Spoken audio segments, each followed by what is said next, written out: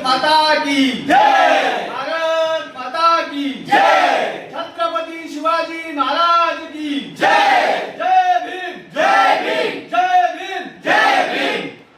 नमस्कार।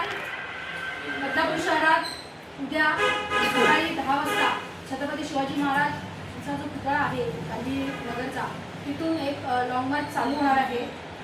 जंतर मंतर इथे आपल्या विद्यार्थ्यांवरती पोलिसांनी केलेला लाठीचार्ज आणि त्याचबरोबर धर्मेंद्र प्रधान जे आपले शिक्षण मंत्री आहेत त्यांचा राजीनामा आपल्याला हवा आहे आणि तो राजीनामा मिळत नाही तोपर्यंत पूर्ण महाराष्ट्रात आणि देशामध्ये जे आंदोलन चालू आहे त्याचाच एक द्योतक म्हणून उद्या बदलापूर शहरामध्ये सकाळी 10 वाजता छत्रपती शिवाजी महाराजांचं स्मारक तिथून आम्ही त्यांच्या पुतळ्याला हार घालून आम्ही तिथून चालू करणार आहोत आणि जो मोर्चा असेल तो डॉक्टर बाबासाहेब आंबेडकर यांचा पूर्णाकृती पुतळा जो आहे आपला तिथे त्याचा समारोप होणार आहे।